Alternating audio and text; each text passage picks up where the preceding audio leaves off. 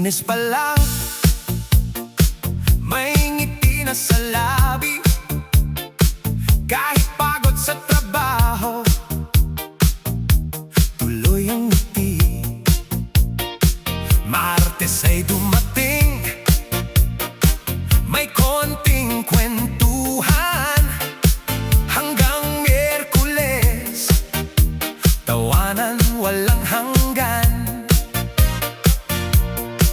Huwebes na, papalapit ang ligaya. Biyernes sumigaw, tara na't magsaya. Isang